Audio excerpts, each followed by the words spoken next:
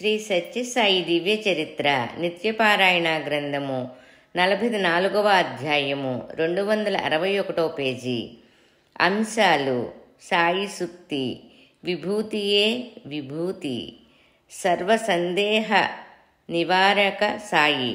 సాయి సుక్తి: పుస్తకములు పఠించిన పూర్తిగా చూచితి సర్వశాస్త్రముల్, నిస్తులమైన విద్యలను నేర్చితినంచును గర్వమేలా, నీ హస్తయుగంబు మోక్షి పరమాత్ముని భక్తితో కొల్వవేని, ఈ ప్రస్తుత విద్యలన్నయును భ్రాంతి నిరార్థకముల్ కదా దాత్రి మానవా అంటారు బాబా. ఎన్నో పుస్తకాలు చదివి పండితుడినయ్యానని, సర్వశాస్త్ర పారంగుతున్నని,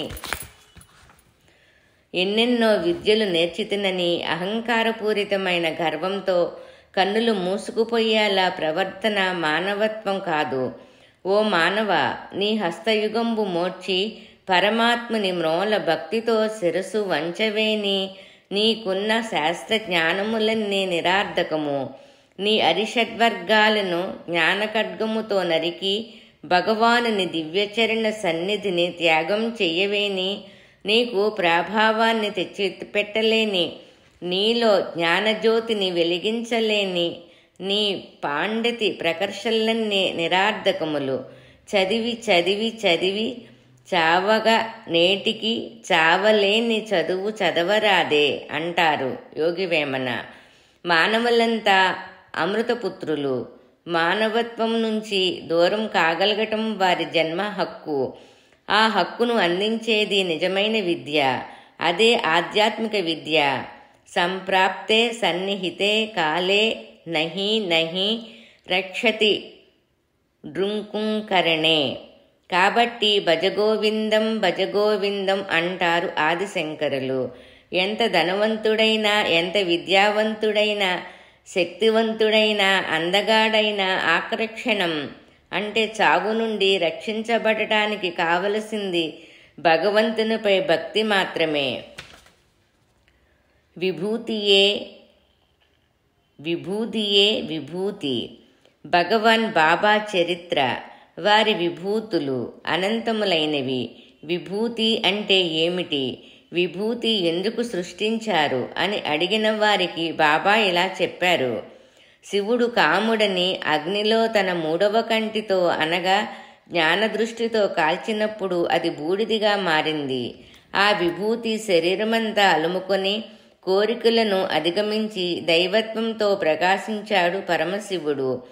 పదార్థం అంటే అది కాల్చినప్పుడు భస్మంగా మార్పు చెందే లక్షణం కలది అని అర్థం. భస్మాన్ని కాల్చిన ఇంకే రకమైన మార్పుకు గురికానది అని అర్థం.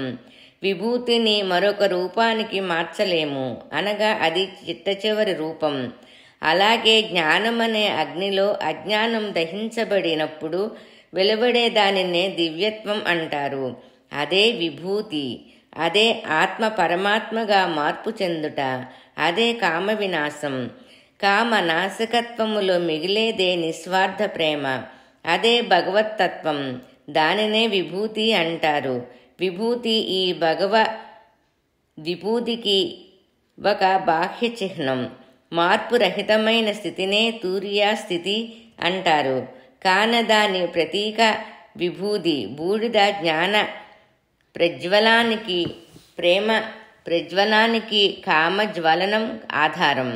జీవిత చక్రములో ఉన్న జీవులకు చావు పుట్టుకలు సహజం. ఎంతటి వారైనా చివరకు బూడిదగా మారక తప్పదు. అదే చివరి సన్నివేశం.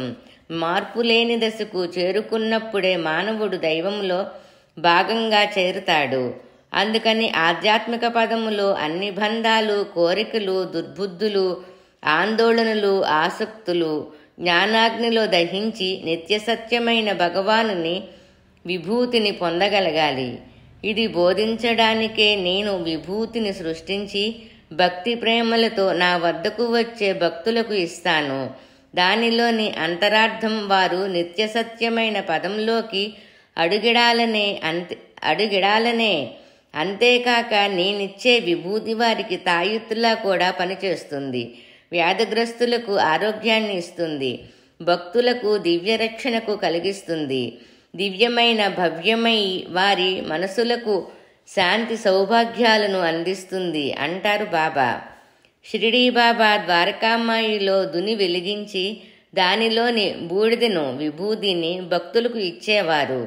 ఎందరో సంపూర్ణ నమ్మకంతో ఈ విభూతిని దివ్య ఔషధంగా తీసుకొని తమ వ్యాధులు బాధలు రూపుమాపుకున్నారు. అలాగే ఈ అవతారంలో శ్రీ సత్యసాయి బాబా వారు తమ సంకల్పంతోనే సృష్టి చేసిన విభూతిని భక్తులకు ప్రసాదిస్తారు. అలా సృష్టించబడిన విభూతి వారి సంకల్పానుసారం ప్రాణాపాయంలో ఉన్న రోగికి ప్రాణంతో సహా ఇవ్వగల దివ్య ఔషధమై పనిచేస్తుంది. ఆ పని చేయటం అనేది తీసుకున్న వారి శ్రద్ధ, భక్తి, నమ్మిక, స్వామి సంకల్పం మీద ఆధారపడి ఉంటుంది. ఎన్నెన్నో క్యాన్సర్ లాంటి మొండి వ్యాధులు కూడా కేవలం విభూతి స్వీకరణ వల్ల నయం కావటం ఇంతకు ముందు అధ్యాయాలలో చూచాం. భక్తుల ఇళ్లల్లోని దేవుళ్ల ఫోటోల పైన ఎక్కడుంటే అక్కడ పుట్టలు పుట్టలుగా విభూతి వచ్చిన సంఘటనలకు కారణం స్వామి సంకల్పమే కాని ఇతరం కాదు. ఆ విభూతి కూడా స్వామి చేతి నుండి సృష్టించబడిన విభూతియే కాని అన్యం కాదు. కాబట్టి అత్యంత మహత్తు కలిగి బాధార్తుల బాధలను బాపిన సంఘటనలు, అనితర సాధ్యంగా సందేహ నివృత్తి చేసిన సంఘటనలు కొల్లలు. అందులో కొన్ని తెలుసుకుందాం. శ్రీ సత్యసాయి దివ్య చరిత్ర 44వ అధ్యాయము 263వ పేజీ. సర్వ సందేహ నివారక సాయి. స్వామి యొక్క అనుగ్రహం ప్రత్యక్షమైనదైనా, సశరీరులైన స్వామి ద్వారానైనా, పరోక్షమైనదైనా, వారి లీలావిభూతులకు సంబంధించి వ్యక్తం అయినదైనా వాటిలో తేడాలు లేవు అని నిరూపించే సంఘటన ఇది. మానవుని మనసు చాలా చిత్రమైనది. ఎంత తెలిసినా ఏదో విధంగా తిరిగి సందేహం వస్తూనే ఉంటుంది. ఇది కొత్తగూడెం పట్టణంలో జరిగిన అనేక సంఘటనలలో ఒకటి. శ్రీ రామదాసు మరియు సౌభాగ్యవతి వసంత అనే దంపతుల గృహంలో జరిగిన సంఘటన. వారింట్లో అనేకమైన సాయిలీలలు నిత్యకృత్యంగా జరుగుతూ ఉంటాయి. ఆ ఊరిలోని సత్యసాయి సేవా సమితి అనేక మంది సభ్యులతో సత్కార్య క్రమములు చేపడుతూ ఉంటుంది. స్వామివారి పాదుకోత్సవాలు పుట్టపర్తిలో జరుగుతున్న రోజులవి. స్వామి దగ్గరకు పుట్టపర్తి చాలా సమితులు సువర్ణ, రజిత, దారు అంటే చెక్క నిర్మిత పాదుకులు తెచ్చి స్వామి వాటిని ఆశీర్వదించి అనుగ్రహించినాక వారి సముదులకు తీసుకొని పోయి వాటిని స్వామివారి ప్రతినిధిగా భక్తులు ఆహ్వానించుకొని ఆ రోజుల్లో ఆధ్యాత్మిక ఉద్దీపన కార్యక్రమాలలో కాలాన్ని గడుపుకునే వీలు కలిగించేవారు. కొత్తగూడెం సమితిలో కూడా పాదుకులు చేయించారు. వాటిని స్వామి లీలలు జరిగే రామదాసు గారి ఇంటికి పట్టుకొని పోయి స్వామి పాదపీఠం మీద ఉంచగా నిత్యం వారికి లక్ష్మీ సౌభాగ్యవతి వసంత గారికి ఉదయం 9:30 నుండి 10 గంటల మధ్యలో దర్శనం ఇచ్చే స్వామి వాటిని ఆశీర్వదించినట్లుగా ఆమెకు తెలిపారు. తర్వాత సాయి సమితి మందిరములో దీని విషయమై చర్చ వచ్చింది. పుట్టపర్తిలో స్వామి సమక్షానికి పాదుకులు తీసుకుని పోవాలని ఎక్కువ మంది సభ్యులు నిర్ణయించారు. శాస్త్రిగారు ఇంకా కొద్దిమంది స్వామి అనుగ్రహం 2 రకాలుగా ఉండదు కాబట్టి ఎక్కడ అనుగ్రహించినా వారి స్వామి అనుగ్రహమే కాబట్టి ప్రత్యేకంగా మళ్ళీ స్వామి వద్దకు స్వామి శరీర సన్నిధికి తీసుకొని పోనవసరం లేదన్నారు. చివరకు స్వామి పక్షానికి విఠలరావు గారి ఆధ్వర్యాన తీసుకుపోవటం జరిగింది. స్వామి ఆ పాదుకులు ధరించలేదు. అవి తిరిగి కొత్తగూడెం తేపడ్డాయి. వాటిని స్వామి అనుగ్రహించినట్లుగా స్వీకరించాలా వద్దా అన్న మీమాంస వచ్చింది. పాదుకుల గురించి ఆనాటికి 2వ రోజు నుండి పాదుకోత్సవం మొదలు కావాలి. ఇవి అనుగ్రహింపబడిన పాదుకుల లేక సాధారణ పాదుకుల అన్న అనుమానం నివృత్తి కాలేదు. చర్చలలో యథావిధిగా 2 అభిప్రాయాలు వెలువరచబడ్డాయి. చివరికి స్వామిని రామదాసు గారింట వద్ద అనుమాన నివృత్తి అందరికీ అయ్యేలా అనుగ్రహించమని ప్రార్థిద్దాం అని నిర్ణయం తీసుకొని ఆ ప్రకారం ఉదయం 9 గంటలకు పాదుకులను సీలు చేయబడ్డ ప్లాస్టిక్ పెట్టిలో పెట్టితో సహా స్వామి సమక్షంలో ఉంచి నమస్కరించి వెళ్ళిపోవడం జరిగింది. స్వామి 9:30 వచ్చినట్లు అనుమానం ఎందుకు అన్నారట. సీలు చేయబడ్డ ప్లాస్టిక్ పెట్టె సీలు యథావిధిగానే ఉన్నది. స్వామికై ఉంచిన ఆ 2 పాదుకలు సంపూర్ణంగా 1 ఇంచు ఎత్తు విభూతితో నిండిపోయి ఉన్నాయి. ఒక చిన్న విభూతి బిందువు కూడా అంచులు దాటి అటు ఇటు పడలేదు. పేపరు మీద మార్కింగు సీరాతో వ్రేలు ముద్రలు వేసినట్లుగా స్వామివారు 2 పాదముద్రలు ఆ విభూతితో అత్యంత సుందరంగా స్పష్టమైన పాదరేఖలతో ఏర్పడ్డాయి. ఆ విషయం తెలియగానే పొయ్యి దర్శనం చేసుకున్నవారు శంఖచక్ర చిహ్నాలు గల స్వామివారి పాదముద్రలు స్పష్టంగా చూడగలిగారు. తదుపరి 40 రోజుల పాటు అత్యంత ఆనందోత్సాహాలతో పాదుకా ఉత్సవాలు నిర్వహింపబడి ఆనందం పంచుకోవడం జరిగింది. స్వామి అనుగ్రహానికి ప్రత్యక్ష పరోక్షములనే తేడాలు లేవు. ప్రత్యక్ష లీలలలో చూచే ఇతరుల సంఖ్య ఎక్కువగా ఉంటుంది. పరోక్షానుగ్రహములో అది ఉండకపోవచ్చు. అనుభవం ప్రధానం తప్ప ఆడంబరం కాదు కదా.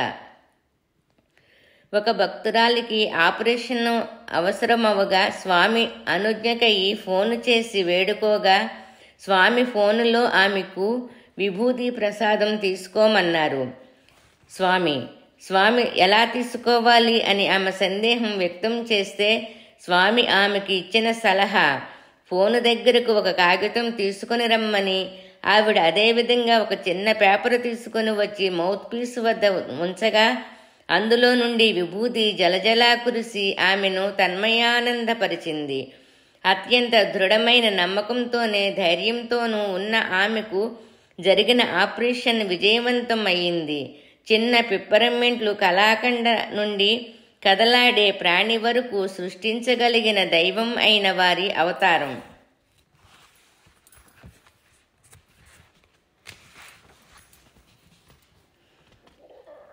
ప్రపంచ శాంతి కోసం, వేదోద్ధరణ కోసం, ధర్మ సంస్థాపన కోసం వెలిసింది. నీవు నన్ను మరిచినా నేను నిన్ను మరవను అంటూ ప్రతి భక్తునికి భరోసా ఇచ్చిన ప్రేమావతారి. శ్రీ భగవద్గీతలో తాను భగవంతుణ్ణని ఒకరిద్దరితో మాత్రమే తెలిపిన భగవానుడు ఈనాడు అఖిలాండ కోటి బ్రహ్మాండ నాయకుడయి అందరికీ తమ దివ్యత్వాన్ని తెలియచేసి తమ ఖజానాలోని జ్ఞానమణులను తీసుకొని దివ్య జ్ఞాన సంపన్నులయ్యి ఆధ్యాత్మిక ప్రగతి నొందమని పలుమార్లు ప్రబోధిస్తున్నారు. కామజ్వాలన కారకం ప్రేమ జ్ఞాన ప్రజ్వలనం సతతోధారకం సర్వం వందే సాయం జగద్గురం. ఓం శాంతి శాంతి శాంతి. 44వ అధ్యాయము సంపూర్ణం.